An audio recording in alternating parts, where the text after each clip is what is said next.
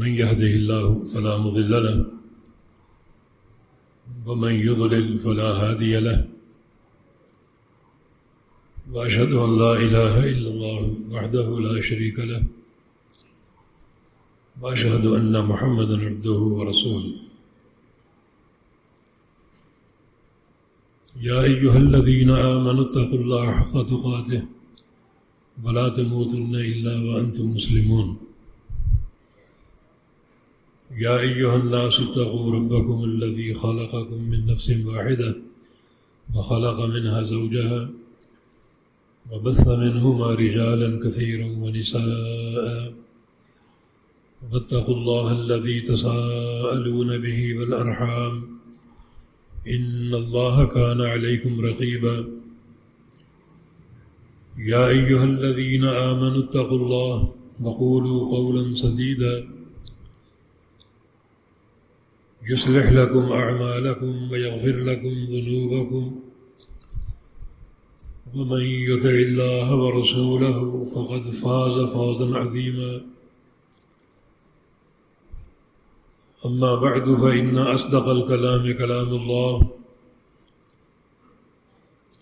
وأحسن الهدي هدي محمد صلى الله تعالى عليه وسلم وشر الأمور محدثاتها وكل محدثة بدعة وكل بدعة ضلالة وكل ضلالة في النار من يطع الله ورسوله فقد رشد واهتدى ومن يعص الله ورسوله فقد ضل وغوى اللهم صل على محمد وعلى آل محمد كما صليت على إبراهيم وعلى آل إبراهيم إنك حميد مجيد اللهم بارك على محمد وعلى آل محمد كما باركت على إبراهيم وعلى آل إبراهيم إنك حميد مجيد سبحانك لا علم لنا إلا ما علمتنا إنك أنت العليم الحكيم رب اشرح لي صدري ويسر لي أمري واحلل عقدة من لساني يفقهوا قولي أعوذ بالله من الشيطان الرجيم من همزه ونفخه ونفثه بسم الله الرحمن الرحيم إذا زلزلت الأرض زلزالها وأخرجت الأرض أثقالها وقال الإنسان ما لها يومئذ تحدث أخبارها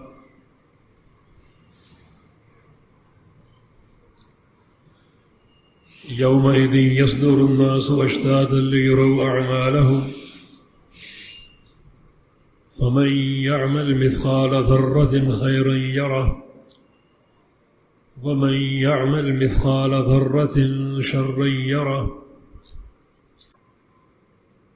یہ سورہ زلزال آپ نے سماعت فرمائی ہے.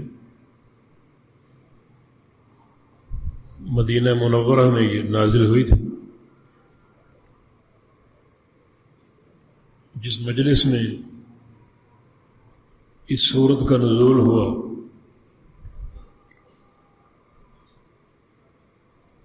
اس مجلس میں امت کے صدیق سیدنا ابو بکر رضی اللہ تعالی عنہ موجود تھے. اور جب نبی علیہ السلام نے اس سورہ مبارکہ کی تلاوت فرمائی تو ابو بکر صدیق رضی اللہ عنہ اسے سن کر بہت روئے. بہت سے مضامین کے ساتھ ساتھ اس صورت میں زمین کے بارے میں، جس زمین پر ہم رہتے ہیں چلتے پھرتے ہیں، 3 خبریں دی گئی ہیں. بسم اللہ الرحمن الرحیم اذا زلزلت الارض زلزالها،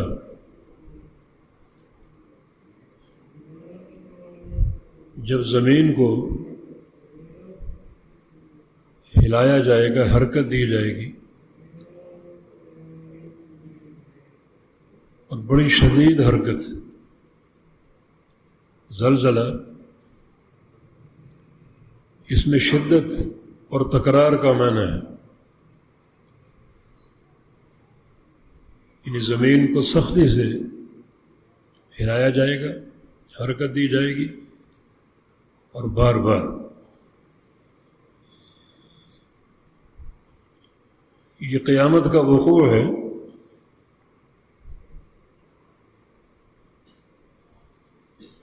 قیامت کا قیام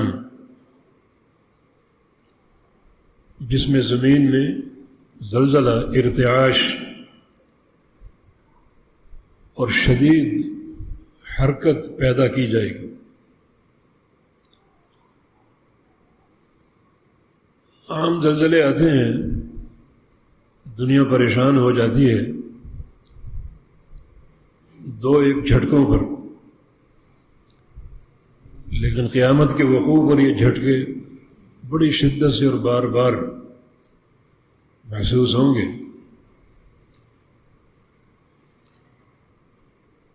بسم اللہ الرحمن الرحیم یا ایھا الناس اتقوا ربکم ان زلزلۃ الساعۃ شیء عظیم. اے لوگو، اپنے رب سے ڈر جاؤ، بے شک قیامت کا زلزلہ بہت بڑی شے، بڑی خطرناک، جس کی شدت ان تین باتوں سے اجاگر ہوگی. یوم ترونها تذہل کل مرضعۃ عما ارضعت. ان جھٹکوں کو دیکھ کر ہر وہ عورت جس کی گود میں دودھ پیتا بچہ ہوگا، وہ اپنے بچے سے غافل ہو جائے گی. اس کی طرف کوئی توجہ نہ ہوگی. اس کو جہاں مرضی وہ گرے پڑے، کوئی توجہ نہ ہو. حالانکہ گود میں دودھ پیتا بچہ، بڑی اس کی کشش ہوتی ہے اور بڑی شدت کے ساتھ اس کو اپنی ماں کی ضرورت ہوتی ہے، اور ماں بھی یہ بات جانتی ہے. لیکن قیامت کے جھٹکوں کو دیکھ کر وہ اپنے بچے کو فراموش کر دے گی.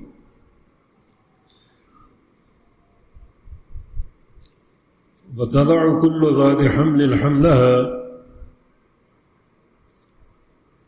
اور ہر حاملہ عورت اپنا حمل گرا دے گی.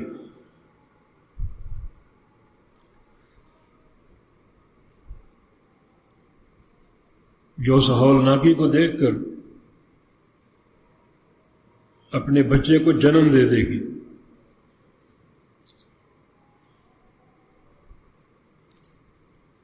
اور جو بچہ جنم لے گا اس کی حالت کیا ہوگی؟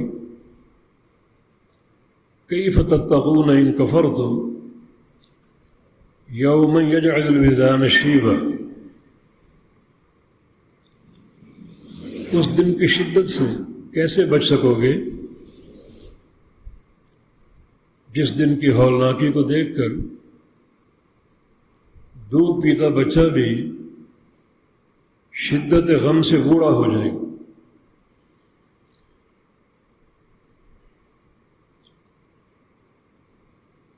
یہ دونوں باتیں ان جھٹکوں کی، اس زلزلے کی، قیامت کے زلزلے کی شدت کو واضح کر رہی. وَتَرَى النَّاسَ سُكَارَى وَمَا هُمْ بِسُكَارَى. اور آپ دیکھیں گے کہ لوگ ان پر ایک بے ہوشی کی کیفیت ہوگی. یہ بے ہوشی کسی نشے کی نہیں ہوگی، ولیکن عذاب اللہ شدید، اللہ کا سخت عذاب ان کے پیش نظر ہوگا، جس کی بنا پر ان پر ایک نیم مردنی کی کیفیت طاری ہوگی، جیسے مرنے والے ہیں.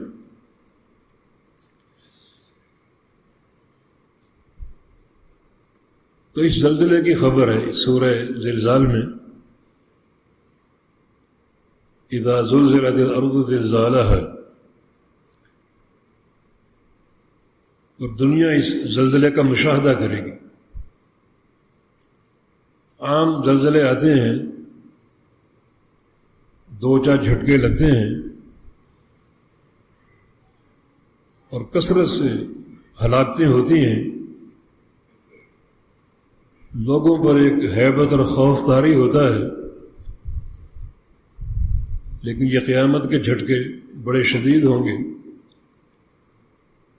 بار بار لگیں گے، اور زمین کو بار بار ہلایا جائے گا، حرکت دی جائے گی. تو یہ قیامت کا وقوع ہے. دوسری خبر،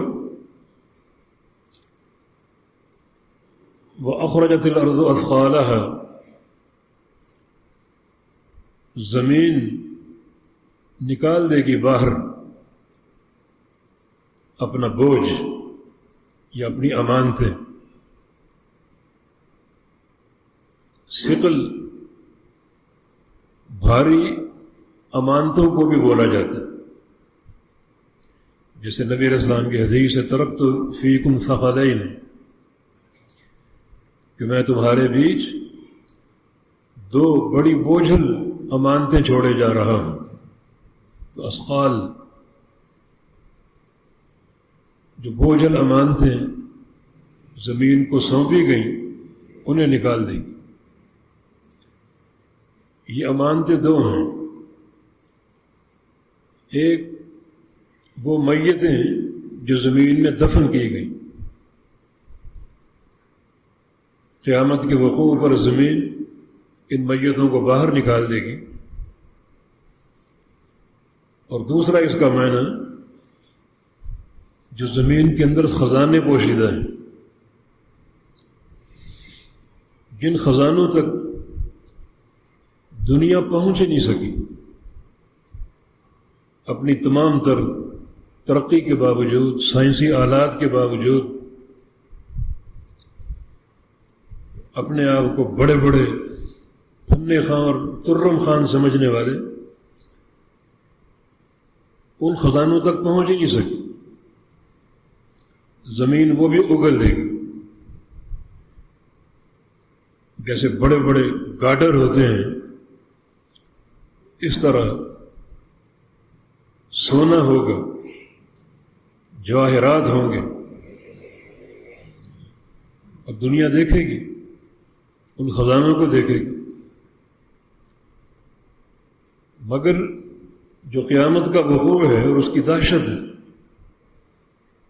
اس بنا پر ان کی خزانوں کی طرف کوئی توجہ نہ ہو. سونا بکھرا پڑا، بڑے بڑے گارڈروں کی شکل میں، جیسے ستون ہوتے ہیں، کھجور کے درختوں کے تنے ہوتے ہیں، کوئی توجہ نہ ہو. نبی علیہ السلام نے قیامت سے قبل سونے کے ایک پہاڑ کی خبر دی ہے، لا تقوم الساعة حتى يحسر الفرات عن جبل من ذهب. اس وقت تک قیامت قائم نہیں ہوگی جب یہ فرات نہر، جو عراق میں ہے اور کئی شہروں اور ملکوں تک پھیلی ہوئی ہے،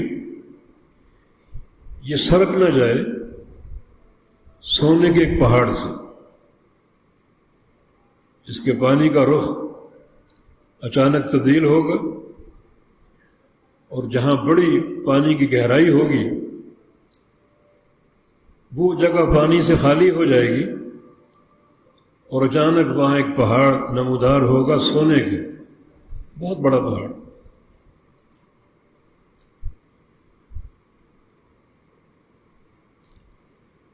اور نبی علیہ السلام نے ہدایت دی کہ اگر تم وہ پہاڑ دیکھ لو تو اس سونے کو حاصل کرنے کی کوشش نہ کرنا، وہاں بڑی ہلاکتیں ہوں گی، بڑے لوگ مر مر کر گریں گے اس سونے کے پہاڑ کی خاطر، اس سونے کو حاصل کرنے کے لیے۔ کہ تم اس کے قریب نہ جانا، یہ حرص سونے کی چھوڑ دینا، جو قریب جائے گا وہ جنگوں کی لپیٹ میں آ کر ہلاک ہوگا، اور دنیا کو ہلاک ہونے دو۔ یہ یہود و نصارہ ہی ہوں گے جن کی نظر ہماری ثروتوں پر ہے، ہمارے خزانوں پر ہے،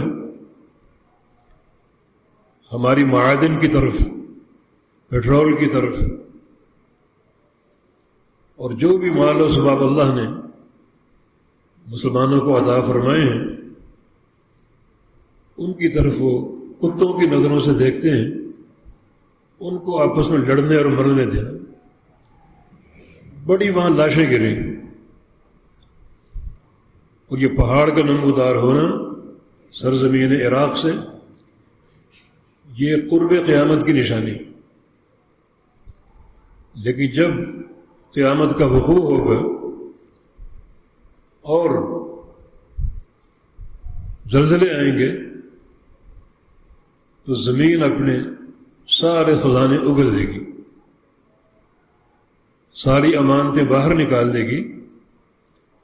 یہ زمین میں مدفون مردے بھی ہیں اور زمین میں مدفون خزانے بھی جو اللہ تعالیٰ نے زمین کے اندر رکھے، اور جن خزانوں تک تمام تر ترقی کے باوجود یہ امت پہنچ نہ پائے گی، تو اس وقت اس سونے کی کسی کوئی پرواہ نہ ہوگی۔ حالانکہ بڑے بڑے ستون چمک رہے ہوں گے، دمک رہے ہوں گے، سونے کی چمک ہوگی، مگر کسی کی کوئی توجہ نہ ہوگی۔ وَإِذَا الْعِشَارُ عُطِّلَتْ، ایک اور مقام پر جب قیامت کا وقوع ہوگا تو حاملہ اونٹنیوں کو چھوڑ دیا جائے گا۔ یہ حاملہ اونٹنیاں یہ عرب کا سب سے قیمتی سرمایہ تھا۔ اونٹنی ہو، سرخ رنگ کی ہو، اور وہ بھی حاملہ ہو، بچہ جننے والی ہو، تو بڑا قیمتی مال قرار پاتا تھا۔ جب قیامت قائم ہوگی یہ اونٹنیاں عشار پھر رہی ہوں گی اور کسی کوئی توجہ نہ ہو۔ یہ عشار حاملہ اونٹنیاں اس دور کا قیمتی خزانہ تھا۔ آج سمجھ لیں یہ کوٹھیاں، بلڈنگیں، بڑے بڑے ٹاور، قیمتی گاڑیاں، بنگلے، بینک بیلنس، درہم و دینار اور ڈالر ہر طرف بکھرے ہوں گے اور کسی کوئی توجہ نہیں ہوگی۔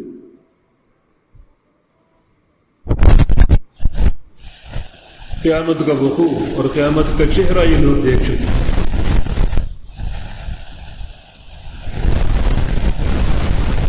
یہ خبر بھی قابل غور کہ زمین اپنے خزانے اگل دے گی، لیکن قیامت اور موت کی دہشت اس قدر طاری ہوگی کہ ان خزانوں کی طرف کوئی توجہ نہ ہوگی۔ ہم نے عمرو بن عاص کا واقعہ کئی بار آپ کو بتایا، جو موت کے دھانے پر تھے، نبی علیہ السلام کے عظیم صحابی، جرنیل، بہت سے علاقوں کے فاتح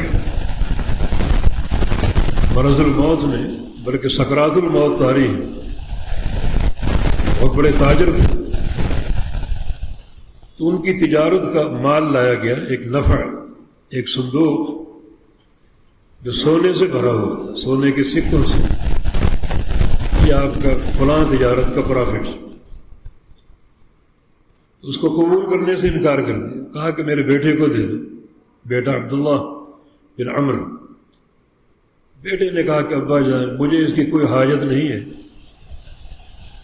میں چاہتا ہوں جب میں اپنے رب سے جا کر ملوں ہلکا پھلکا ہو، دنیا کے سرمایہ کا بوجھ نہ ہو کہ ایک ایک پیسے کا حساب دینا پڑے، مجھے اس سونے کی حاجت نہیں۔ اس وقت جناب عمرو بن العاص نے فرمایا تھا لو کانت ملیئۃ بحرۃ، کاش اس صندوق میں سونا نہ ہوتا بلکہ بکری کی مینگنیاں ہوتی، اونٹ کی لید ہوتی، کیونکہ سکرات الموت طاری ہیں، اگلے جہان میں جھانک چکے ہیں، اب یہ دنیا کی رنگینیاں، سونے چاندی، درہم و دینار سب روکھے اور پھیکے ہیں، نہ ان کی کوئی طلب ہے نہ کوئی توجہ ہے۔ یہ قیامت کا وقوع۔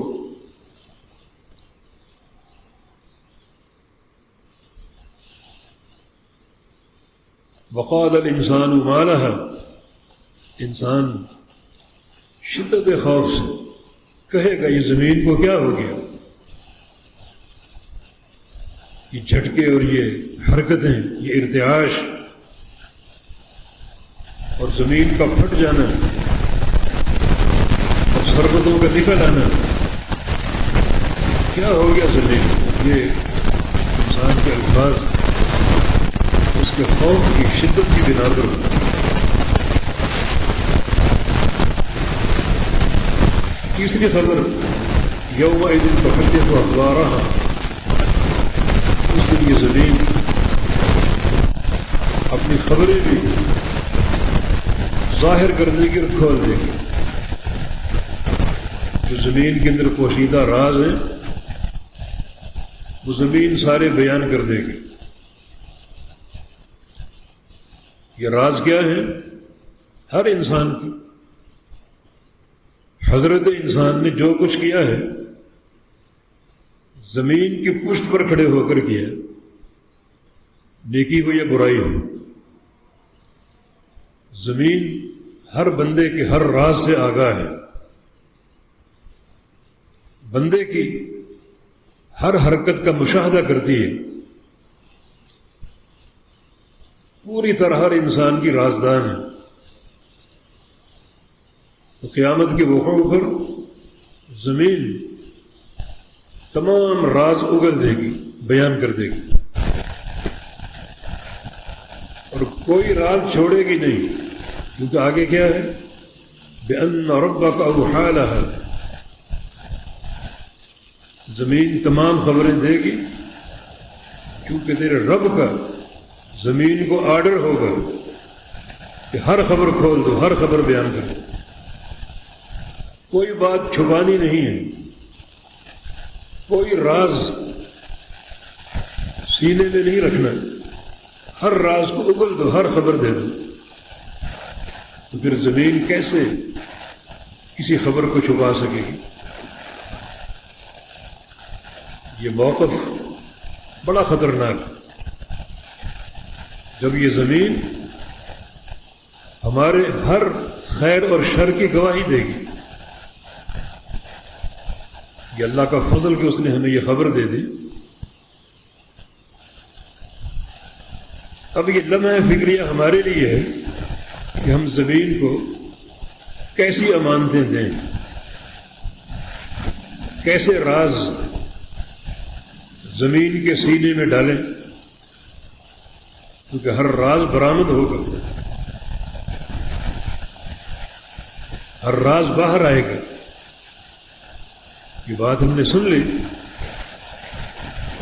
اب ہمارا رد عمل کیا ہونا چاہیے؟ کہ زمین کے سینے میں ہمارے کس قسم کے راز ہوں، کیونکہ یہ سارے راز قیامت کے دن منکشف ہوں گے، کھلیں گے۔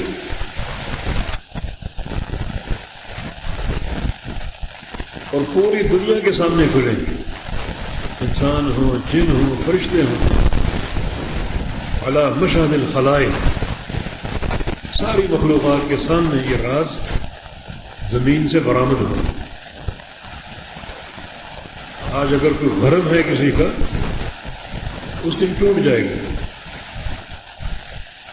آج ہمارے آیت چھپ جاتے ہیں کسی عہدے کی آڑ میں، مال و دولت کی آڑ میں، کہ چودراہٹ کی آڑ میں۔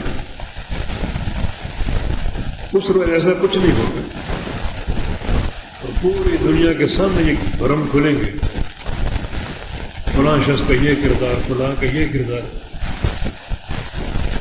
اللہ تعالیٰ نے یہ خبر دے کر ان پر احسان کیا ہے کہ انسان کے لیے لمحہ فکری ہے، جب قیامت قائم ہوگی، واقع ہوگی، تو زمین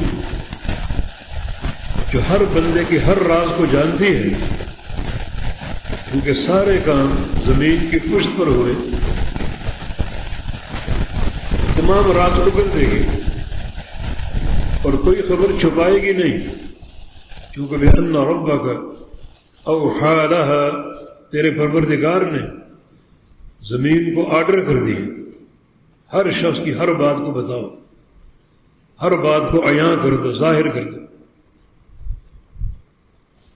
یہ سارا یہ قیامت کا وقوع ہے،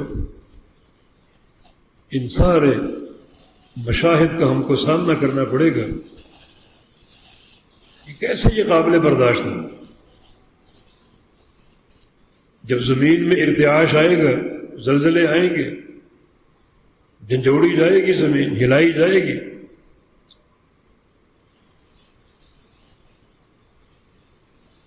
تو سارے پہاڑ جو ہیں جڑ سے اکھیڑ دیے جائیں گے۔ اوپر کو یہ پہاڑ لہرا رہے ہیں، اس منظر کی تاب کون لا سکے گا؟ اور پھر اللہ رب العزت ان پہاڑوں کو توڑے گا، ذروں میں تبدیل کر دے گا، اور زمین پر گرا کر سطح زمین کو برابر کر دے گا۔ یسألونک عن الجبال قل ینسفها ربی نسفا ویذرها قاعا صفصفا لا تری فیہا عوجا ولا امتا۔ پوچھتے ہیں کہ پہاڑوں کا کیا ہوگا؟ اللہ تعالیٰ نے پہاڑوں کو قیامت کے وقوع پر اڑائے گا، جڑ سے اکھیڑ کے۔ پہاڑ جتنے باہر اتنے اندر بھی ہیں، ایسا حجم فضاؤں میں لہرا رہا ہوگا، دنیا دیکھے گی، اور اللہ رب العزت ان پہاڑوں کو توڑے گا۔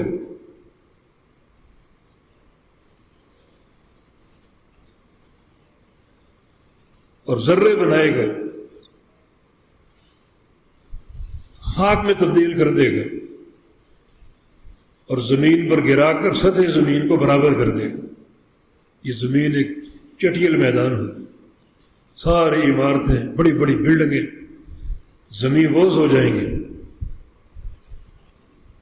تمہاری ترقیاں قیامت کی ایک جھلک پر تباہ و برباد ہو جائیں۔ کوئی چیز باقی ہے تو وہ میرے پروردگار کی توحید ہے اور مومن بندوں کا ایمان۔ باقی یہ سارے ٹریڈ سینٹر، بڑی بڑی بلڈنگیں، کوٹھیاں زمین بوس ہو جائیں گی، ساری ترقیاں خاک میں مل جائیں گی، سطح زمین برابر ہو جائے گی، نہ کوئی گڑھا ہوگا نہ کوئی ٹیلا ہوگا، بالکل ہموار زمین، کسی بھی نشیب و فراز کے بغیر۔ یہ سارے منظر ہم نے دیکھنے، ان کا مشاہدہ کرنا، یہ خوفناک طریقے سے قیامت کا وقوع ہے۔ یومئذ یصدر الناس اشتاتا لیروا اعمالهم، لوگ نکلیں گے متفرق، بکھرے ہوئے قبروں سے نکلیں گے، اور جو لوگ قیامت کے وقوع پر زندہ ہوں گے اور بے ہوش کر دیے جائیں گے، وہ بھی ہوش میں لائے جائیں گے اور بڑھیں گے عرض محشر کی طرف۔ یخرجون من الاجداث سراعا کأنہم الی نصب یوفضون، لوگ قبروں سے نکلیں گے بڑی تیزی کے ساتھ اور محشر کی زمین کی طرف یوں بھاگیں گے جیسے کسی ہدف اور ٹارگیٹ کی طرف بھاگ رہے ہیں۔ کبھی آپ نے منظر دیکھا ہو ریس کا، 100 میٹر کی، 500 میٹر کی، تو ایک ٹارگیٹ ہوتا ہے، وہاں تک دوڑنا ہے، اور دوڑنے والے تیزی سے دوڑنے کی کوشش کرتے ہیں تاکہ ہدف کو پہلے پا لیں۔ اللہ تعالی نے جو قیامت کے دن لوگ سرزمین معاشر کی طرف بھاگیں گے اس کی منظر کشی کی، گویا سرزمین معاشر ایک ہدف، ایک ٹارگیٹ ہے جس کو جلدی طے کرنا ہے، تو لوگ جلدی سے قبروں سے نکلیں گے اور محشر کی زمین کی طرف بھاگیں گے۔ ایک عجیب خوف و ہراس کی کیفیت ہو۔ کیوں بھاگیں گے؟ تاکہ انہیں ان کے اعمال کی خبر دی جائے، اپنے اعمال دیکھیں۔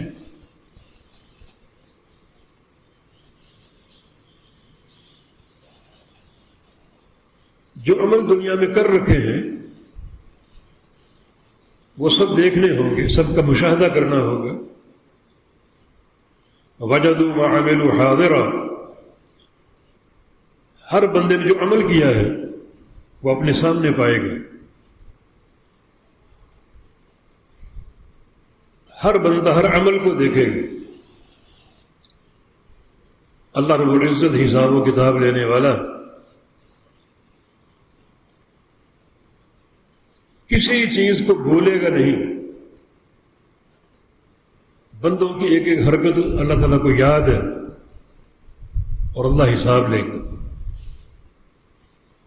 یہ ہر بندے کا معاملہ ہے۔ متفرقین سارے قبروں سے نکلیں گے، اور اس کی ایک تفسیر یہ ہے کہ عرض محشر سے جماعتوں کی صورت میں نکلیں گے تاکہ اپنے اعمال کے مطابق جنت یا جہنم کا داخلہ حاصل کر سکیں۔ یہ ہر انسان کا انجام، یہ خبریں اللہ تعالیٰ نے دے کر ایک ہم پر احسان عظیم کیا۔ کوئی چیز چھپائی نہیں ہے۔ قبر میں کیا پوچھنا ہے وہ ایک سوال نامہ ہے، سوال ظاہر نہیں کیے جاتے، اللہ نے ظاہر کر دی ہے یہ سوال ہوں۔ جب اللہ تعالیٰ کے سامنے روبرو پیش ہوں گے، اللہ تعالیٰ نے کیا باتیں کرنی ہیں اور کیا سوال کرنے، وہ بھی اللہ تعالیٰ نے ظاہر کر دی۔ قیامت کی خبریں بتا دی، ہولناکیاں بتا دی، تاکہ خوف پیدا ہو اور عمل کی طرف رغبت ہو، اور قیامت کی نعمتوں کا ذکر کر دیا تاکہ شوق اور خواہش بڑھے اور عمل کا شوق پیدا ہو۔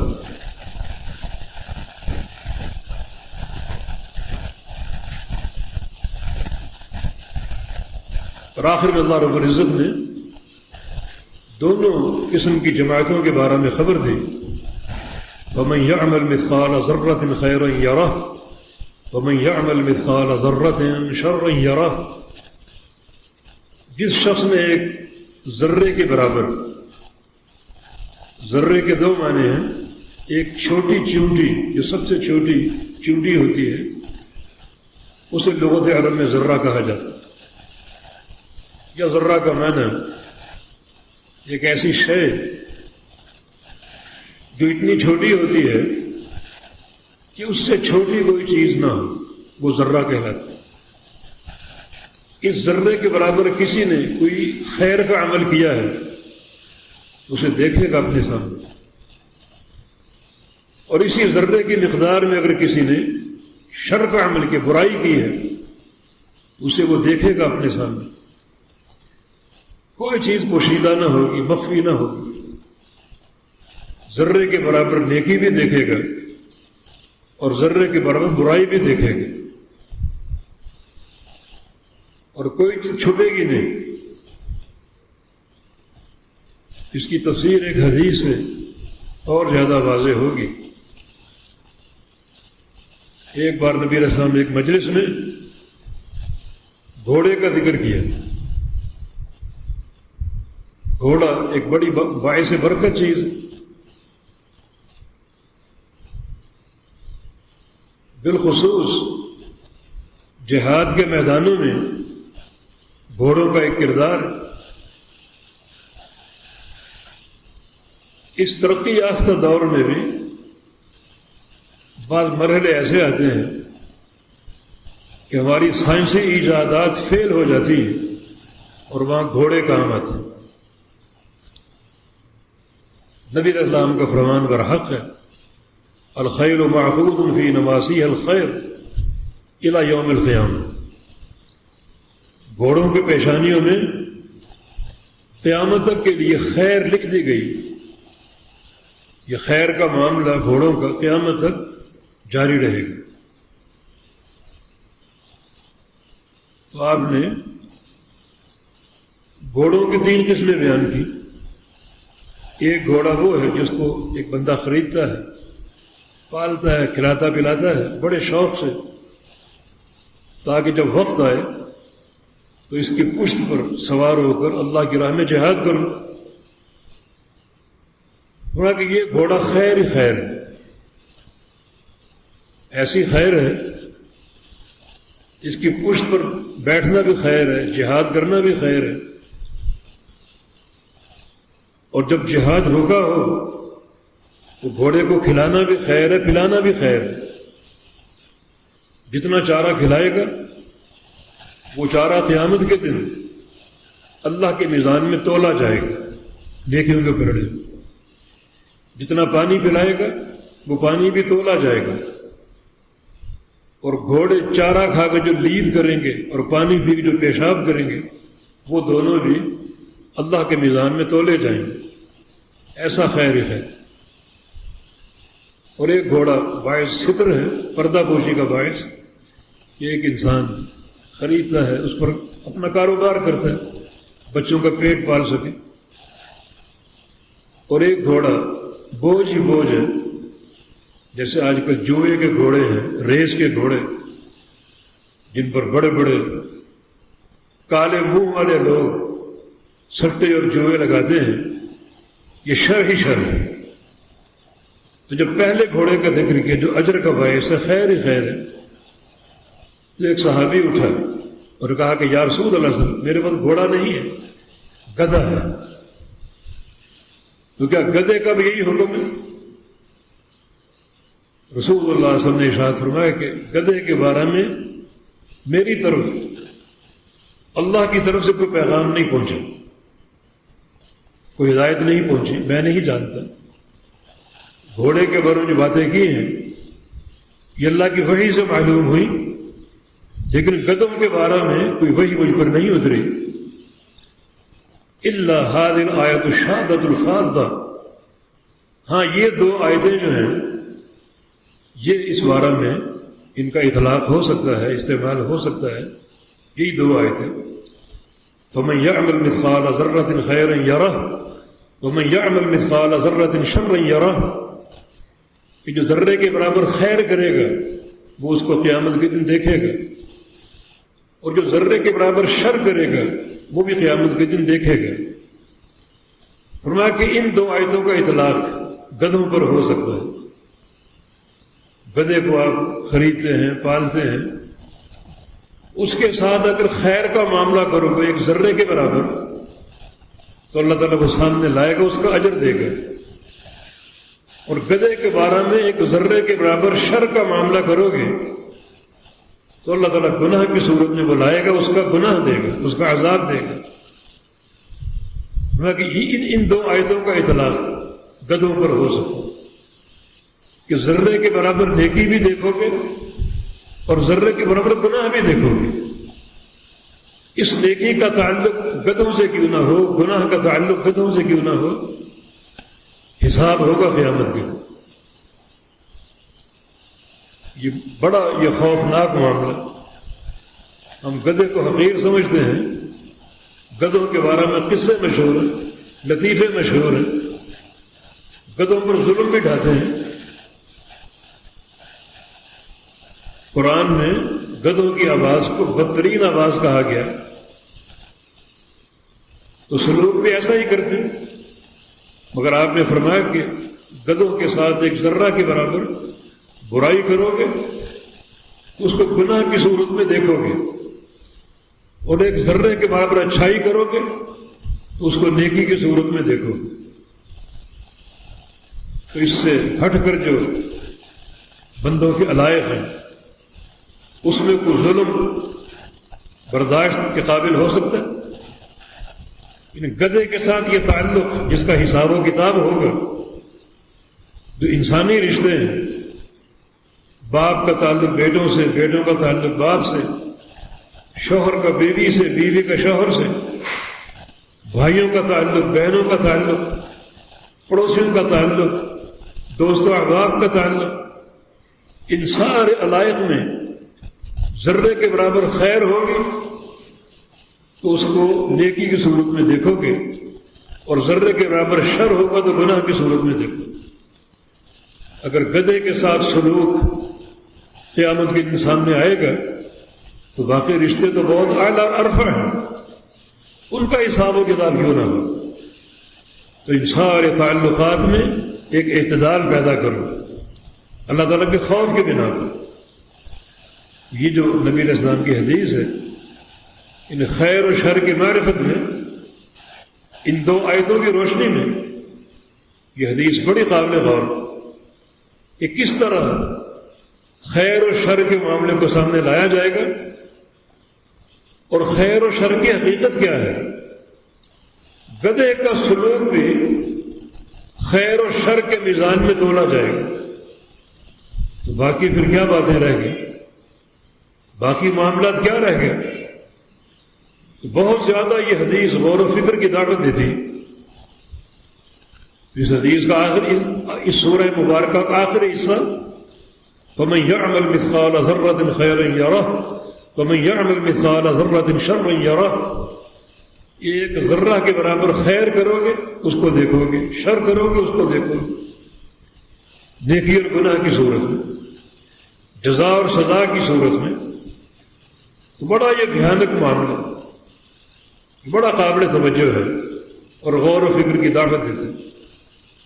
یہ سورہ مبارکہ خلاصہ اس کا یہ ہے کہ اس میں قیامت کے چہرے کا ذکر ہے، بڑے خوفناک طریقے سے قیامت کا وقوع، قیامت کے زلزلوں کی شدت، اس موقع پر ہونے والے بعض امور جن کو بار بار دیکھو اور پڑھو، اور اپنی زندگی کا جو مستقبل ہے، آئندہ کے جو ایام ہیں، لیل و نہار ہیں، ان کا تعین کرو۔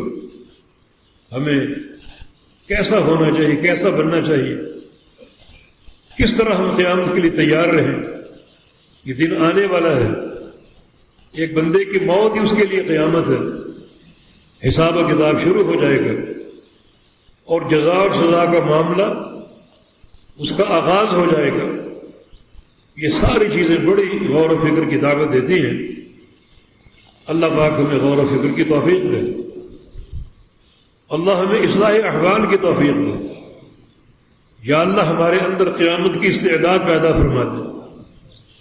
یا اللہ ہم سے راضی ہو جائے، اپنی رحمت کا مستحق قرار دے دے، ہمارے گناہوں کو معاف فرما دے، ہمارا اخروی معاملہ تیری رضا اور رحمت اور محبت کے ساتھ ہو۔